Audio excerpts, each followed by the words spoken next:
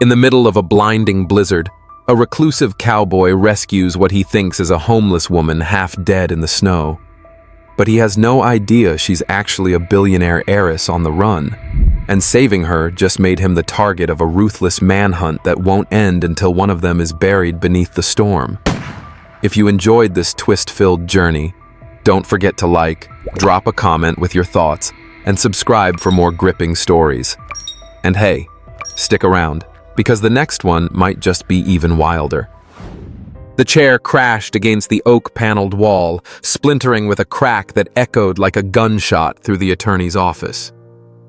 "The old man was out of his damn mind!" John Montero's voice roared, raw with fury, his face flushed as he loomed over the polished desk. "A gold mine? To her? I'm his son. His son.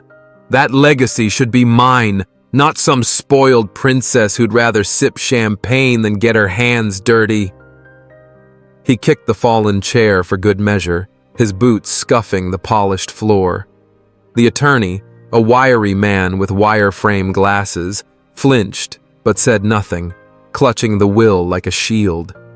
John's eyes, dark and wild, swept the room, landing on the stunned faces of the family's advisors. "You're all fools if you think I'll let this stand. Damn every one of you." With that, he stormed out, the door slamming so hard the frame rattled, leaving a heavy silence in his wake. Rosa Montero sat frozen in her leather chair, her hands clasped tightly in her lap, her knuckles pale. The will's words still hung in the air, heavy as the Colorado snow outside. The Montero gold mine, its assets, and all associated holdings to my daughter, Rosa Elena Montero. Her father's voice, steady and commanding even in death, seemed to linger in the room. She could still picture him, weathered by years of prospecting, his calloused hands signing the document that now made her the sole heir to an empire built on grit and gold. But the weight of it, God, the weight, was crushing her. She felt like she was drowning in a sea of expectations, her brother's rage, only the latest wave threatening to pull her under. The advisors murmured condolences, their voices a low hum of platitudes, but Rosa barely heard them. Her mind was elsewhere, trapped in the memory of her father's last days, his raspy whispers about legacy and responsibility. She'd loved him fiercely, but this was a burden she hadn't asked for. At 34, she was no stranger to pressure, running the family's Denver offices, negotiating with investors, smiling through boardroom battles. But this was different. The mine wasn't just a business. It was a symbol, a piece of her father's soul, and now it was hers to protect or lose.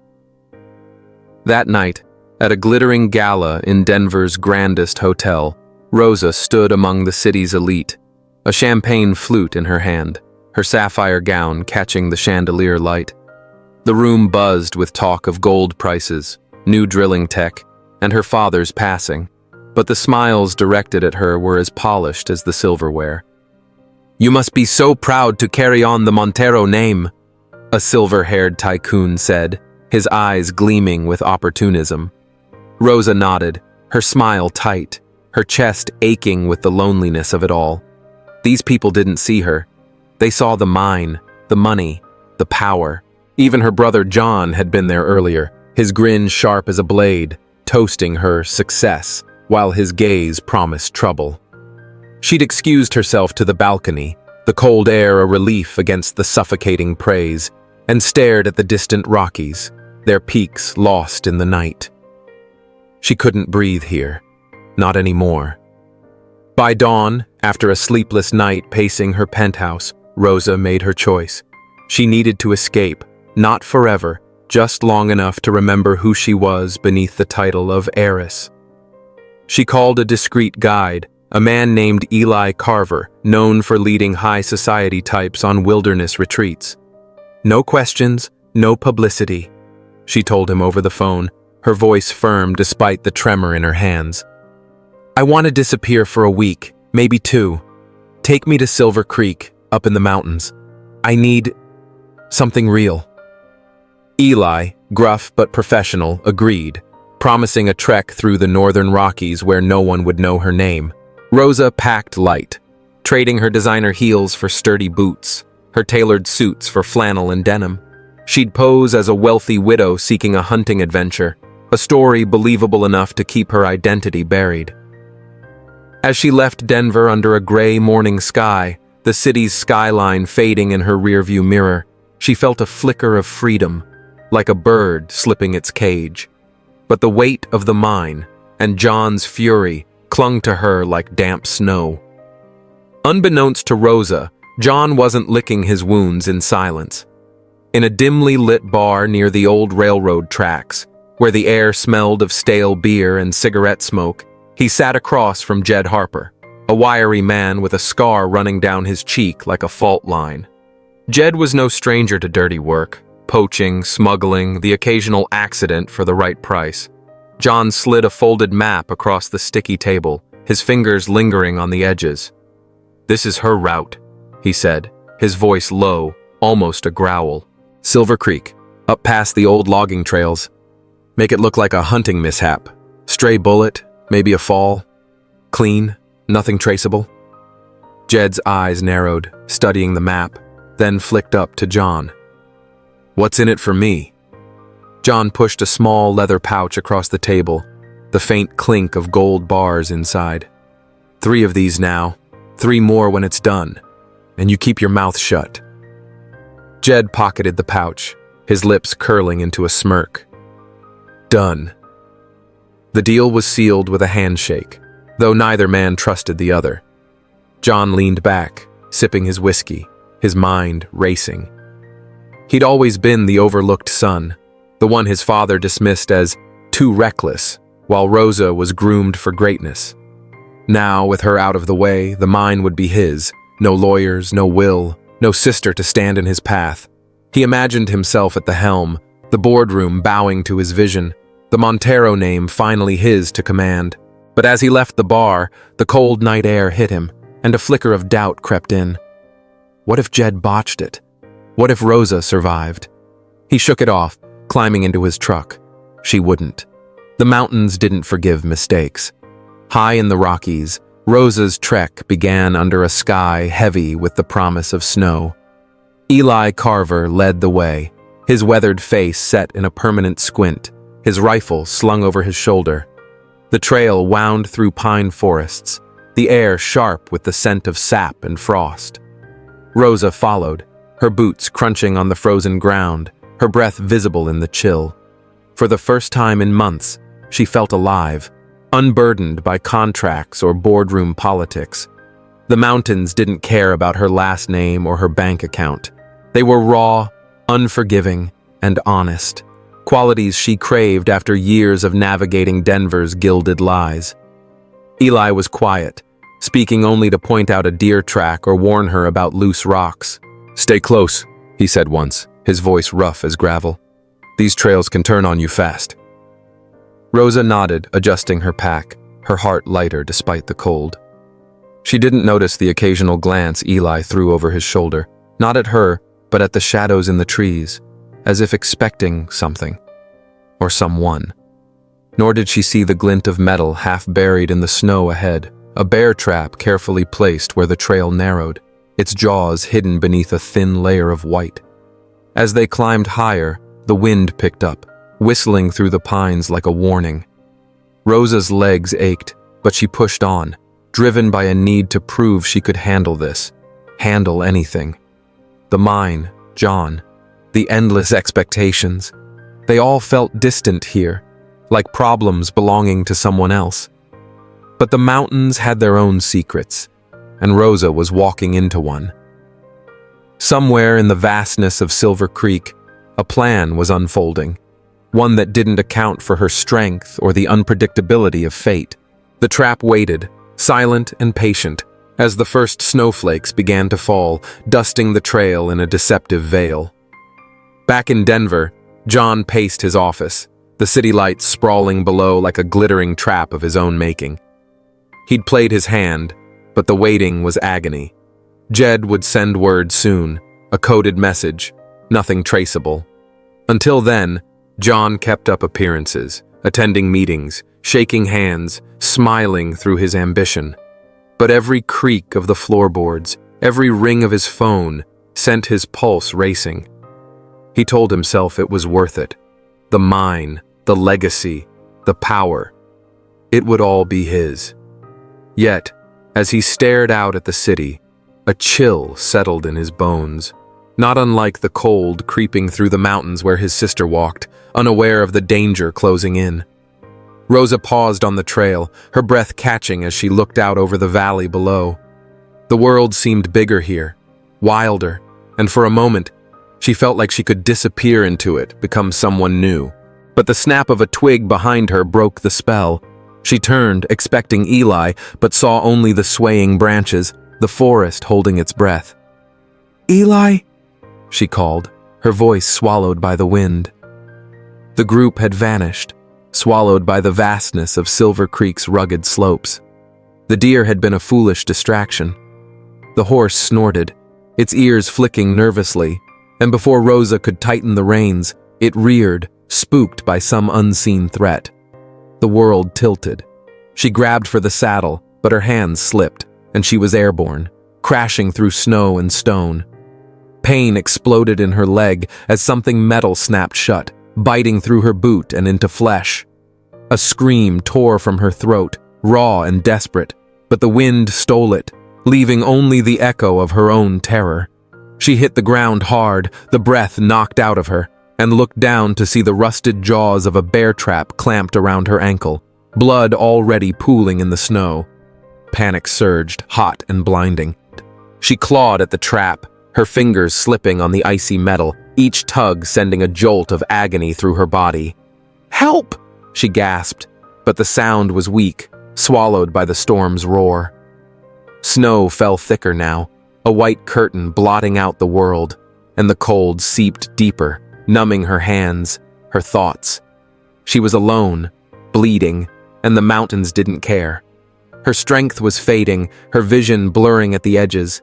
She slumped back, the snow cradling her like a cruel bed, and her thoughts grew sluggish. As her eyes fluttered shut, the world dimmed, and the last thing she felt was the sting of snow on her face, like tears she couldn't cry. Miles away, Alex Reyes trudged through the snow, his breath steaming in the frigid air. His Colt revolver hung heavy at his hip, a familiar weight, though he hadn't fired it in years, not since the accident that took his wife and son. He was checking the fences along his cattle trails, a task that kept his hands busy and his mind quiet. At 42, he'd learned to prefer silence, the kind only the mountains could offer.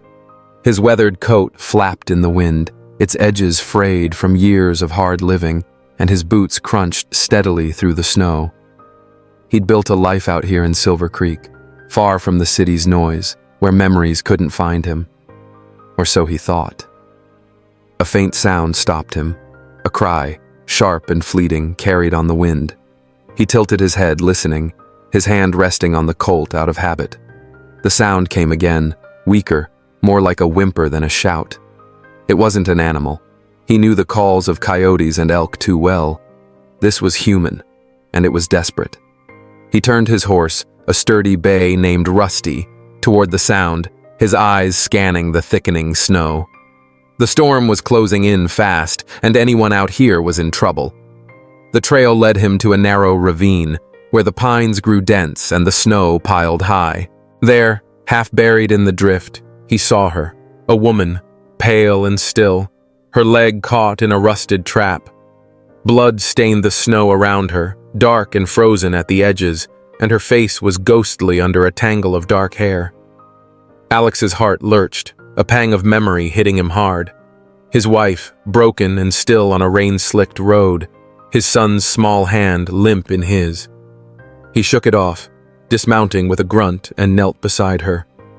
"Hang on, lady," he muttered, though she couldn't hear him. Her pulse was faint but there, a fragile thread he wasn't about to let snap. He worked fast, his hands steady despite the cold. The trap was old, its springs stiff, but he pried it open, wincing as fresh blood seeped from her wound. She didn't stir, her lips blue, her breathing shallow. He tore a strip from his scarf, wrapping it tightly around her ankle to slow the bleeding, the fabric soaking red almost instantly. "Come on, don't quit on me," he said under his breath, his voice rough with urgency. He lifted her, surprised by how light she felt, like a bird with broken wings, and settled her across Rusty's saddle, her head against his chest. The storm was no longer a threat. It was a predator, and he had to move. The ride to his ranch was a battle against the snow and wind, each gust pushing against them like a living thing. Alex kept one arm around the woman, her body cold against his, and urged Rusty forward, the horse's hooves sinking into the drifts. His small cabin, tucked in a valley a mile away, was his only chance to keep her alive. The memories he'd buried, his wife's laughter, his son's giggles, clawed at him as he rode, stirred by the weight of this stranger in his arms. He'd sworn never to care again, to let anyone close enough to hurt, but here he was, racing against a storm to save a life that wasn't his to lose. The cabin came into view, its chimney barely visible through the snow. Alex kicked the door open, carrying her inside and laying her on the worn couch near the wood stove. The fire was low, but he stoked it quickly, the flames casting shadows across the room. He grabbed his first aid kit, a battered tin box he hadn't touched in years, and knelt beside her, cleaning the wound as best he could. The cut was deep, jagged from the trap's teeth, and she'd lost too much blood. "You're a fighter, aren't you?" he said softly, threading a needle with steady hands. He'd stitched up cattle before, even a horse once, but a person? That was different. Still, he worked, his stitches clumsy but tight, praying they'd hold. She stirred, a faint moan escaping her lips, and her eyes fluttered open, blue and dazed, meeting his for a moment before closing again. "Stay with me," he said, his voice firmer now, though he wasn't sure if he was talking to her or himself. He wrapped her in a quilt, the one his wife had made years ago, and sat back, his hands stained with her blood. The storm raged outside, rattling the windows, but inside, the air was heavy with something else, a pull, a connection he didn't want to name.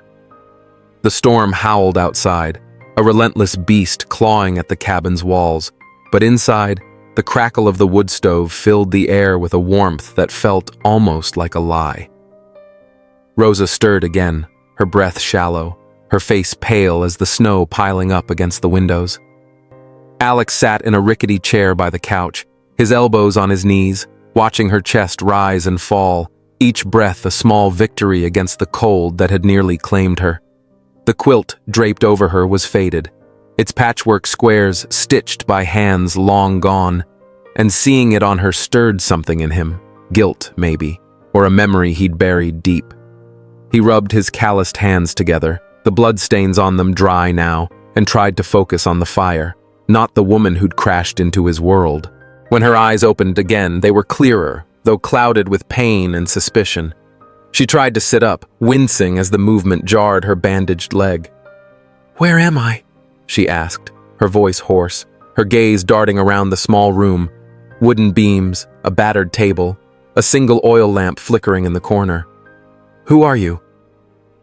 "Alex Reyes," he said, leaning back to give her space, his tone gruff but steady. "You're in my cabin, up in Silver Creek. Found you caught in a bear trap, bleeding out in the snow.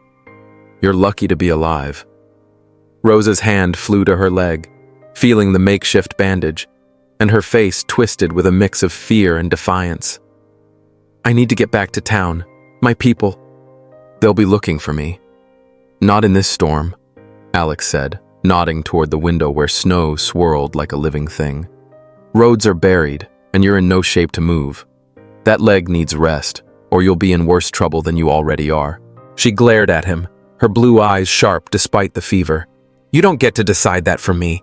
I don't even know you." He met her stare, unmoved. "I'm the guy who kept you from dying out there. That's all you need to know for now." The tension hung between them, thick as the smoke curling from the stove. Rosa wanted to argue. She was used to giving orders, not taking them. But the pain in her leg and the heat of fever sapped her strength.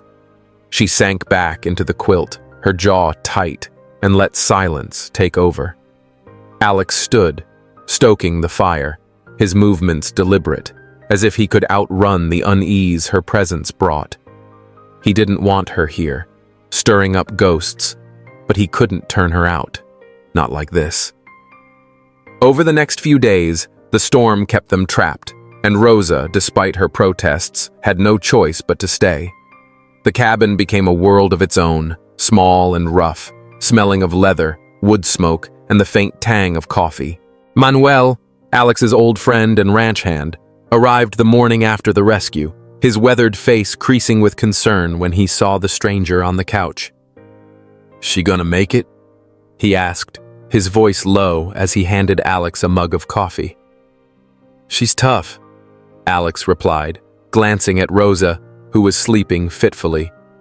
"But she's not happy about it." Manuel chuckled, his eyes crinkling.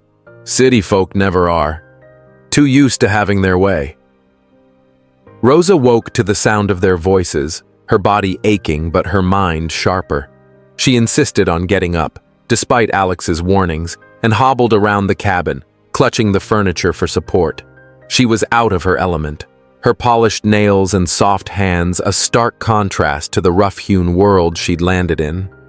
The first time she tried to help, offering to sweep the floor, she gripped the broom like it was a foreign object, her movements awkward and unsteady.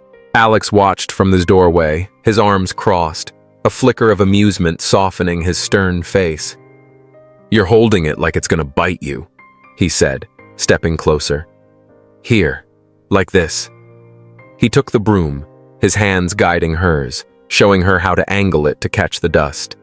His touch was firm but gentle, and Rosa felt a flush of embarrassment at her clumsiness. She wasn't used to being taught, especially not something so simple. But she followed his lead, her pride stinging even as she appreciated his patience. The next day, she tried to tackle the wood stove, determined to prove she wasn't useless.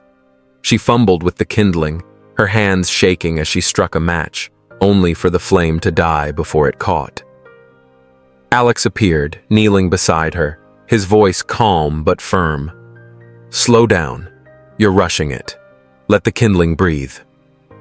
He showed her how to stack the wood, his hands moving with a quiet confidence that made her feel both grateful and frustrated. She wasn't used to needing help, and every lesson felt like a small surrender.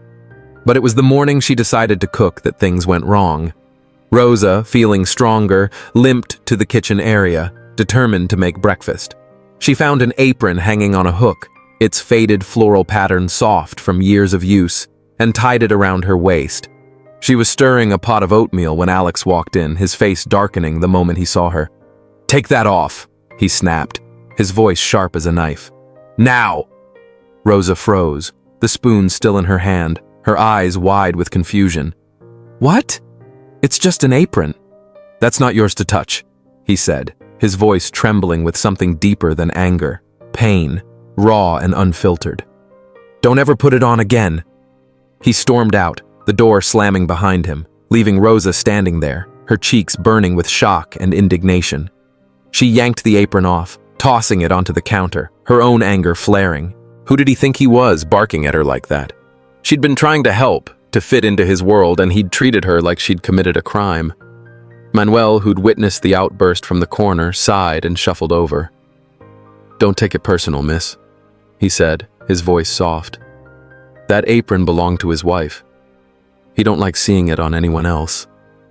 Rosa's anger faltered, replaced by a pang of guilt. "His wife?" she asked, her voice barely above a whisper. Manuel nodded, his eyes distant. "Lost her and their boy years back. Robbery gone wrong on a train. Broke him in ways that don't show." He patted her shoulder and left her to her thoughts, the oatmeal forgotten on the stove. That evening, as the storm finally eased, Alex found Rosa sitting on the porch, wrapped in the quilt, staring at the stars breaking through the clouds. He stood in the doorway, his shadow long across the wooden boards, and cleared his throat. "I owe you an apology," he said, his voice low, almost reluctant. "I shouldn't have snapped like that. The apron, it's hers, was hers. I don't handle those memories well." Rosa looked up, her anger softened by Manuel's words and the raw honesty in Alex's eyes. "I didn't know," she said quietly. "I'm sorry. I'd never have touched it if I'd known." He sat beside her, the porch creaking under his weight. "It's not your fault. I've been running from that pain so long I forgot how to let anyone near it." He paused, his hands clasped tightly, as if holding himself together. "My wife Clara and our son Miguel, they were everything. Lost them in a train holdup 5 years back. Bandits didn't care who they hurt. I wasn't there to save them." Rosa's heart ached at the weight of his words. She reached out, hesitating, then placed a hand on his arm. "You couldn't have known," she said softly. "You're not to blame for what happened." He looked at her, his eyes searching, as if trying to believe her. "Maybe, but it don't feel that way." They sat in silence, the night air cool and sharp, the stars a quiet witness to their shared vulnerability. For the first time, Rosa saw past his gruff exterior to the man beneath, scarred but still standing. And Alex, in turn, saw a woman who wasn't just a city stranger, but someone trying to find her own way, just like him. The days that followed brought a subtle shift. Rosa still limped, but she threw herself into the ranch's rhythm, helping Manuel feed the chickens or wash dishes, her city polish giving way to a quiet determination. Alex watched her struggle and learn, his corrections gentler now, his rare smiles warmer. When she burned a batch of biscuits, he didn't scold her, just handed her a fresh pan and said, "Try again, takes time to get the hang of it." She laughed, a sound that surprised them both, and for a moment, the cabin felt less like a refuge and more like a home. But outside the cabin's fragile peace, danger was stirring. In Denver, John Montero sat in Rosa's office, his boots propped on her desk, a glass of bourbon in his hand. The board had named him interim CEO, a role he'd slipped into with a smile that didn't reach his eyes. He was moving fast, redirecting funds, signing deals, each step a calculated move to cement his control. Lucia Torres, Rosa's loyal assistant and friend, watched from the sidelines, her stomach twisting as she uncovered his transactions. Money wired to a shadowy mining consultant, and gold bars missing from the company vault. Late one night, she typed a letter, her hands shaking, warning Rosa of John's schemes.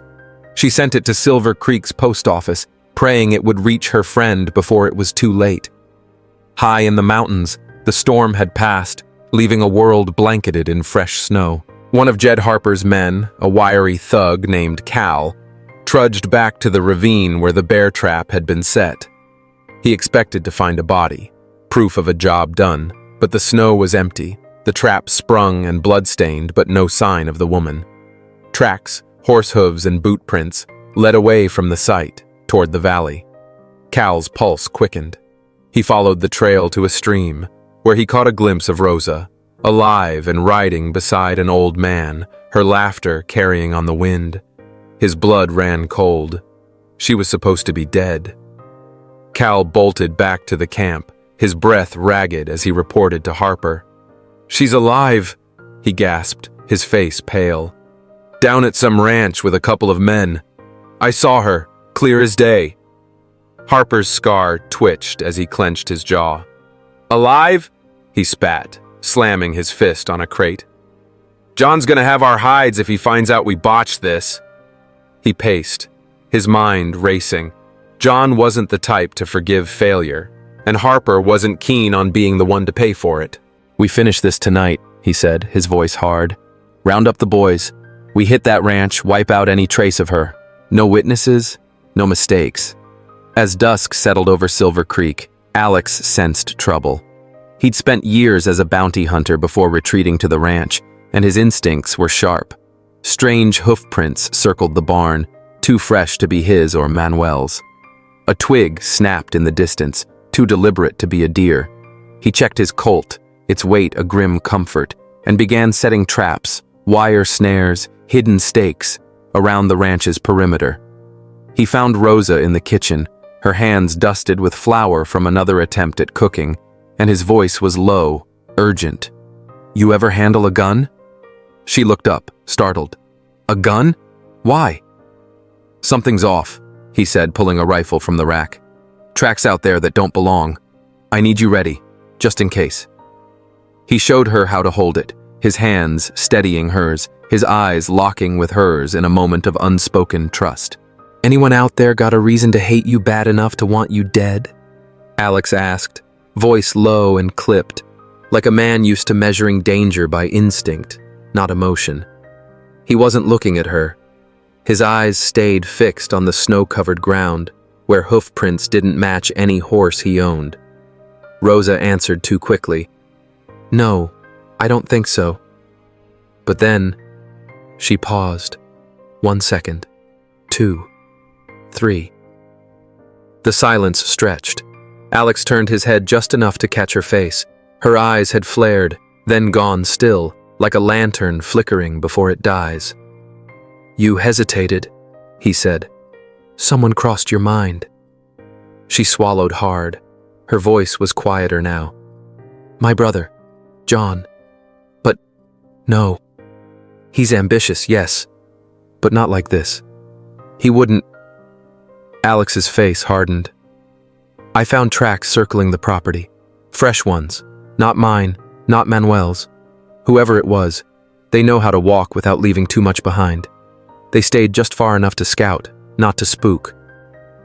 He took a breath and met her eyes. "I think they're watching us." Rosa's grip tightened on the rifle he'd handed her just minutes ago. "Are you sure?" "Sure enough not to wait around and find out the hard way," he said.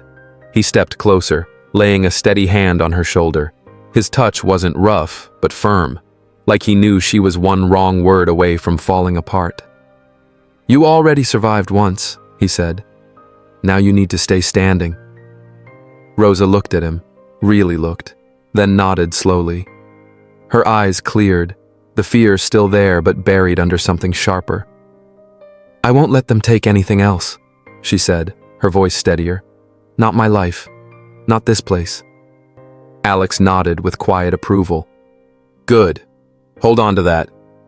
He stepped out onto the porch, hand on his holster, scanning the tree line like a man who'd lived too long with ghosts and gunmen. Behind him, Rosa stood straighter, the weight of the rifle no longer foreign in her hands. This time, when the wolves came for her, she'd be ready. Rosa nodded, her heart pounding, the weight of the rifle foreign in her hands. She'd come to the mountains to escape danger, not to face it head-on, but as she looked at Alex, his face set with quiet resolve, she felt a surge of courage.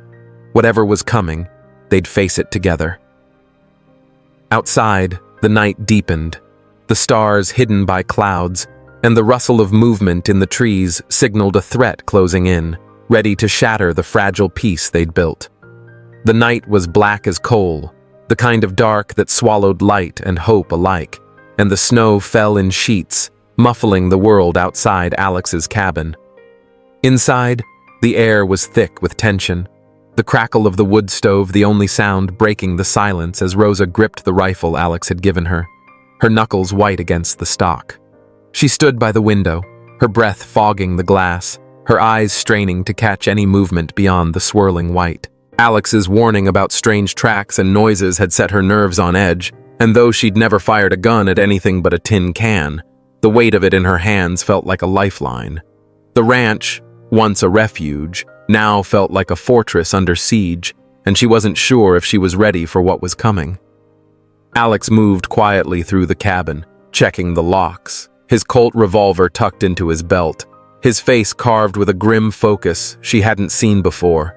Manuel, his old friend, was outside, rigging something near the barn, gunpowder, he'd muttered, a trick from his army days to block any retreat.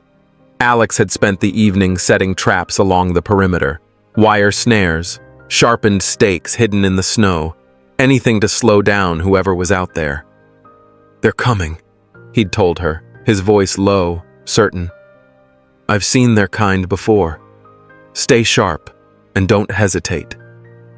She'd nodded, her throat tight, but the reality of pointing a gun at a person, maybe pulling the trigger, made her stomach churn. The first sign of trouble came with a faint creak, not from the wind, but from the fence line. Alex froze, his hand raised to silence her, his eyes locked on the darkness beyond the window. Then, a flicker of movement, a shadow darting between the trees, followed by another. The crack of a twig snapped like a gunshot in the quiet, and Rosa's heart slammed against her ribs. "They're here," Alex whispered, his voice steady but urgent. "Stay low. Keep that rifle ready." She crouched behind the couch, her injured leg throbbing but forgotten in the rush of adrenaline. The storm outside masked the sounds of the intruders, but Alex's traps were working. A sharp cry cut through the wind as one of Harper's men stumbled into a snare, his leg caught, his curses swallowed by the snow. Another shadow moved toward the barn, and Rosa's breath caught as she saw the glint of a Winchester rifle in the moonlight. Her hands shook, but she steadied the rifle against her shoulder, remembering Alex's instructions. Aim high, scare them off. She didn't want to kill anyone, but she wasn't about to let them burn the place down. The barn door creaked open, and a figure slipped inside, too quick for her to see clearly. Without thinking, she aimed at the ground near the entrance and fired, the shot echoing like thunder, the recoil jarring her shoulder. "Stay back!" she shouted, her voice cracking but fierce, her eyes burning with a resolve she didn't know she had. The figure froze, then bolted back into the snow, disappearing into the storm. Her hands trembled, but she held the rifle steady, her heart pounding with a mix of fear and defiance. She wasn't the polished heiress now. She was fighting for her life, for this ranch, for the man who'd saved her. Outside, chaos erupted. Another trap sprung, a man's scream piercing the night as a stake caught his boot. Gunshots rang out, wild and unfocused, as Harper's crew realized they'd walked into a trap of their own.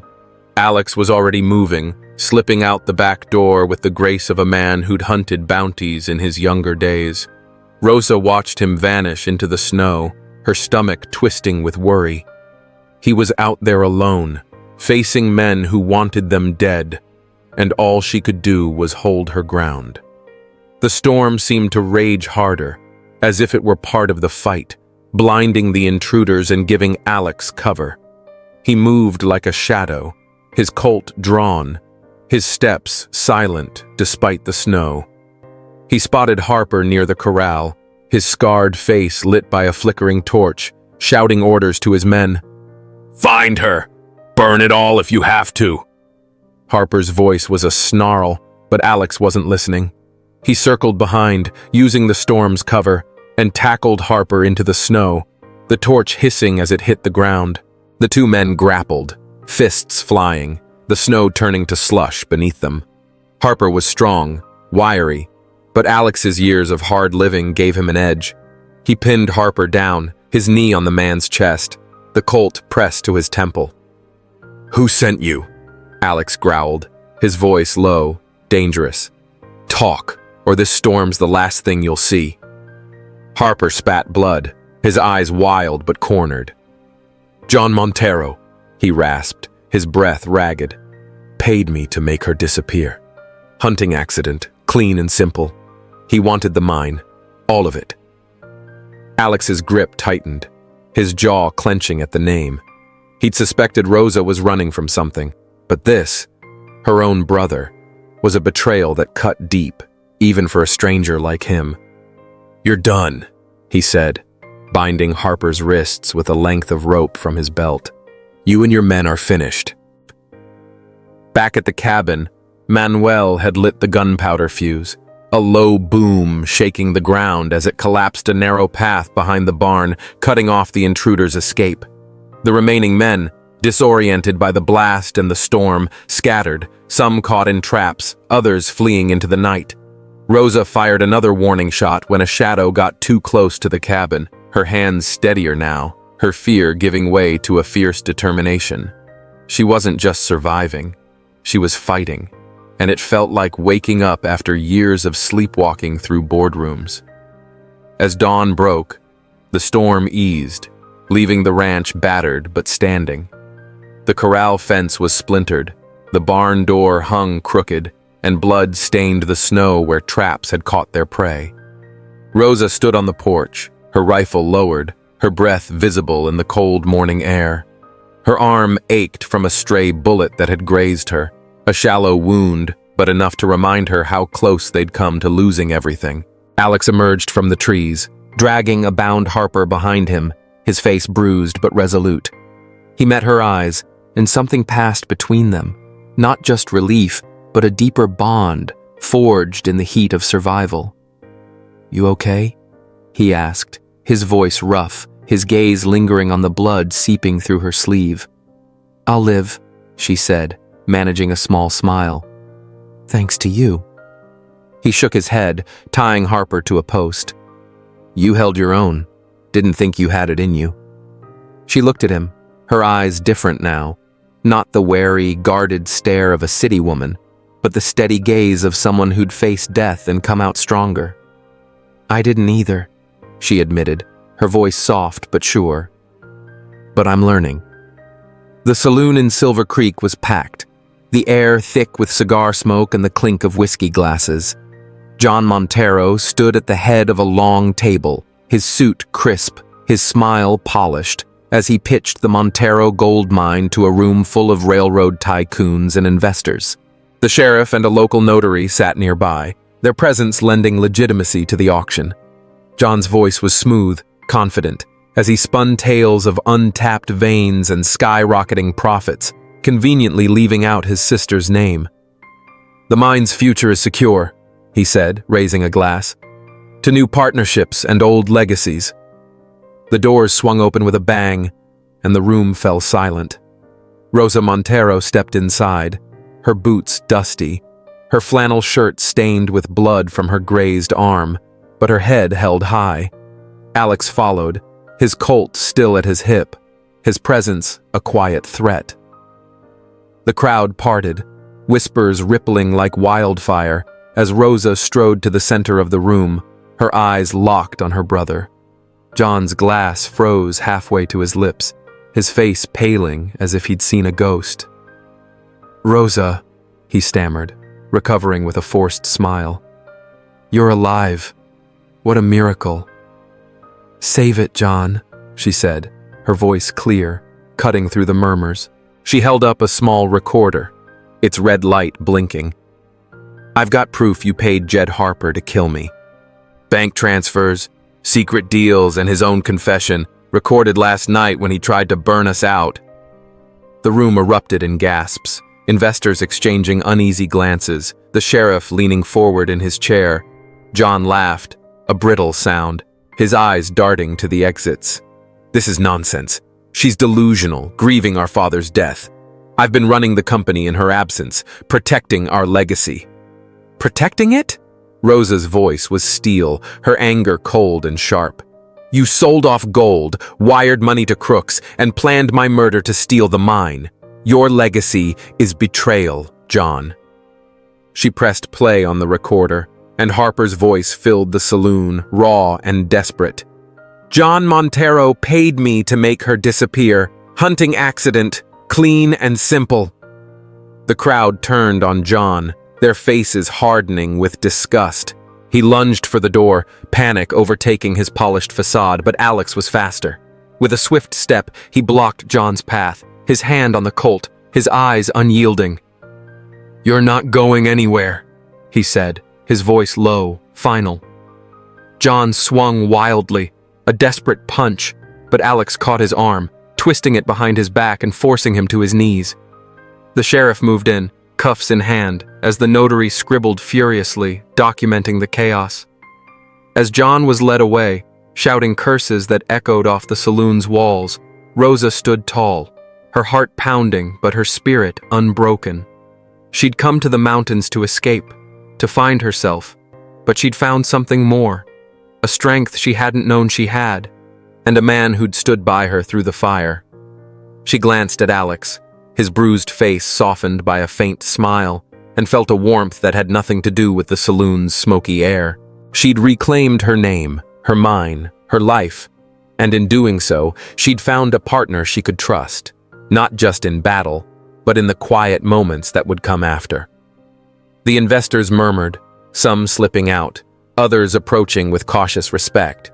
The sheriff promised a full investigation, and the notary sealed the documents that would restore Rosa's control. She stepped outside, the cold air of Silver Creek a sharp contrast to the saloon's heat, and Alex followed, his presence steady at her side. "You did it," he said, his voice quiet, proud. "Took back what's yours." She looked at him, the weight of the mine no longer a burden, but a purpose. "I couldn't have done it without you," she said, her hand brushing his. "You gave me more than a safe place to hide. You gave me a reason to fight." He didn't reply, just nodded, his eyes holding hers under the starlit sky. The mountains loomed around them, silent witnesses to their victory, and for the first time in years, Alex felt the stirrings of a life he thought he'd lost, a life worth living, with her by his side. And wow, what a journey that was. You know, when I started writing The Legacy of Silver Creek, I didn't expect it to hit me as hard as it did. At its core, this story isn't just about gold mines, betrayal, or gunfights in the snow. It's about healing, about rediscovering who you are when the world tries to define you by your wealth, your past, or your wounds. Rosa's journey isn't just physical, it's deeply emotional. She walks away from everything she knows, only to find herself again in the most unlikely of places, a frozen mountain, a worn-down cabin, and in the presence of a broken man who's just as lost as she is. And that's what I love about this story. It's not about perfection, it's about two imperfect people choosing to fight, to survive, and to care when it would have been easier to give up. And then there's Alex, haunted by grief, but still choosing to protect a stranger. That's the soul of this story. Empathy, courage, second chances. If there's one thing I hope you take from this, it's that sometimes life breaks us, brutally. But healing often comes from unexpected places, from people we didn't plan to meet, from fights we didn't think we could win. So, now I want to hear from you. What did you feel reading Rosa and Alex's story? Did something in it stay with you? Maybe remind you of someone or even yourself? Let's talk about it in the comments below. I'll be there, replying, reading every word. And hey, thank you for joining me on this wild ride. Until next time, stay safe, stay kind, and keep believing in second chances.